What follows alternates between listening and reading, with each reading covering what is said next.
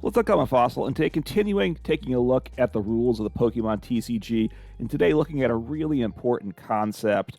One of the key ideas that really led to wanting me to do this series, and that's the distinction between damage counters versus damage, or placing damage counters is often referred to versus doing damage. And it's a relatively simple concept, but which clarifies a lot of questions that I don't think is clear to a new player, which is why this really is an ideal issue for this little series here. So here's a forum question that shows a good example of how this question comes up, or how this relates to. In a recent match against the Dragapult EX, they were able to put damage counters on my bench Pokemon despite having a Manaphy on the field.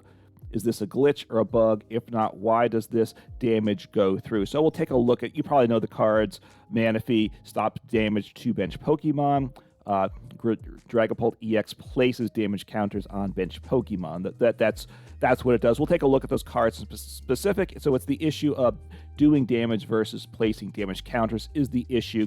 So we just want to understand the distinction and understand a little bit what causes things to work and not work with it. So always want to take a look at the rulebook first. The rulebook doesn't have, unfortunately, a lot to say on this, but here is the definition in the appendix, or the glossary, I guess it is, on damage counters. A damage counter is a counter put on your Pokemon to show it has taken 10 damage.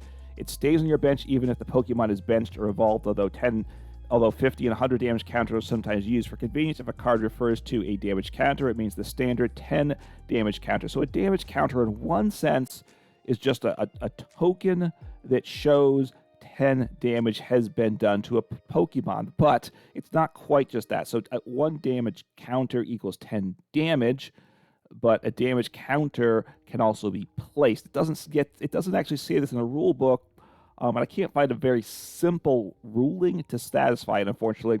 But just that's the distinction. Damage counter represents 10 damage. Okay, so they're slightly distinct concepts within the TCG. So how does this start to play out? We can start to see it through examples. So Manaphy and Screamtail, cards that are in standard form at the time of recording, and some cards that are at least see some common play as well, so it makes it easier to understand them. So Manaphy has the wave availability. It prevents all damage done to your bench Pokemon by attacks from your opponent's Pokemon. So your bench Pokemon do not take damage if they're on the bench, right? Assuming there's nothing, of course, to stop the effect. We're not going to worry about that here. Then it gets into levels of rule interaction. That's not the concept, but Wave Veil stops damage. So, for instance, if one were attacked with Screamtail using the Roaring Scream attack, it does 20 damage to one of your opponent's bench Pokemon for each damage counter on this Pokemon. So whatever the damage is, if it had 8 damage counters, right, which would equal 80 damage, by the way, right? That's the most you can have without a tool to buff the HP and not be knocked out. So 8 damage counters, you would do 8 times 20. It's not 20 times 80. That would be a lot of damage, but it's damage counters, which is 1 damage counter for every 10 damage. So 8 times 2, 16, or 160 damage to one of your opponent's bench Pokemon. But if they have Manaphy, your opponent has Manaphy on the bench, then you could not do any damage to. The attack would essentially do nothing because the damage would not be done to the bench Pokemon. So Manaphy stops Screamtail. Now looking at the specific question, which was a common question, and for new players, it makes sense why people get confused here. So they play Manaphy on the bench. Again, Wave Veil prevents damage done to your bench Pokemon by attacks from your opponent's Pokemon. And your opponent uses Dragapult EX Phantom Dive attack. It does 200 to your active Pokemon. Straightforward enough. That happens. But then it also says put 6 damage counters on your opponent's bench Pokemon any way you like. So now rather than doing damage, it's putting or placing damage counters. One way it also, this distinction is it's placing 6 damage counters, which equals 60 damage, but when it's doing damage, it's always would be 60. When it's damage counters, it is like 6, right? There's that differential of 10 between the way the two express. So you're putting damage counters on the bench Pokemon. Wave Veil does not stop the placing of damage counters, where it stops the damage being done. So Manaphy would stop, as I said before, Screamtail's attack on the bench, but it does not stop the 6 damage counters being put on your bench Pokemon. So Dragapult EX is not impacted by Manaphy on the bench.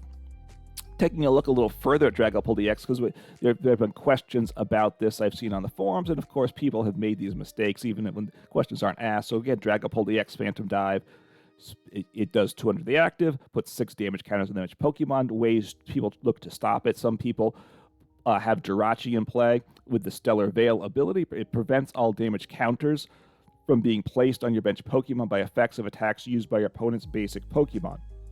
This saw a lot of play when Lost Zone was a big deal, with Sableye being a basic attacker that places damage counters around on the board, and it stops those damage counters from being placed on your bench Pokemon. So very nice ability in that case. But, and while yes, it does stop damage counters, it does say it only stops that by your opponent's basic Pokemon. Dragapult EX, of course, is a stage 2. So if people overlook that it says basic Pokemon, because the evolution wasn't really an issue before Dragapult EX came out. There wasn't a evolution Pokemon placing damage counters used an awful lot in the game. So Jirachi does not stop the damage counters on the bench because Dragapult EX is an evolution Pokemon. But, for instance, you could stop it, and the solution these days would be Rabsca. It's a stage 1. That's the problem. That's why you don't necessarily want to play it. You need a basic and stage 1, and you need an extra turn to get it set up. But it's got the Spherical Shield ability. It prevents all damage from and effects of attacks from your opponent's Pokemon done to your bench Pokemon. So it actually stops. It kind of both Manaphy's bench barrier ability and Jirachi's Stellar Veil, and it's not restricted to basics only. So it does an awful lot in with this one with Rabsca. So of course it's stage 1, so that's a significant downside. At the moment of recording, it really hasn't seen a lot of play, but it does do a lot of defense. So perhaps it's something we'll see in the future. All right, and another example here of the distinction between doing damage and placing damage is between Mimikyu and Mew EX. I've seen questions about this in the past. I couldn't find a question that I thought was phrased succinctly, so I will just but people assume if they have Mimikyu in play, you're safe from an attack from your opponent's Mew EX. You will quickly learn, though, that it is not, and you'll understand why the distinction between placing damage and doing damage, right? Mimikyu has the Safeguard ability to prevent all damage done to this Pokemon by attacks from your opponent's Pokemon EX and V Pokemon. And Mew EX is, of course, an EX, so it prevents damage being done to Mimikyu. You feel nice and safe there. But Mew EX has the attack Genome Hacking for 3 energy. You choose one of your opponent's active Pokemon's attacks and use it as this attack. So if they're up against Mew, they can copy Mimikyu's. If Mew EX is facing Mimikyu, they copy Mimikyu's attack, and Mimikyu's attack is Ghost Eye, and you put 7 damage counters on your opponent's active Pokemon. So they can copy Genome Hacking copies Ghost Eye. Safeguard doesn't stop the attack from being copied. It merely stops damage being done. But Ghost Eye doesn't do damage, rather it places damage counters. So Mew EX is looking to place damage counters on Mimikyu, and therefore Mimikyu is not safe from Mew EX. And if you don't have a tool to buff the HP, Mew EX will one-shot a Mimikyu. So understanding the distinction between doing damage and placing damage counters makes things very clear there. So those are just a couple examples with it. It's a fairly simple concept, doing damage versus placing damage counters. The one is what is the damage by the attack. The other, placing damage counter, is really considered an effect of an attack.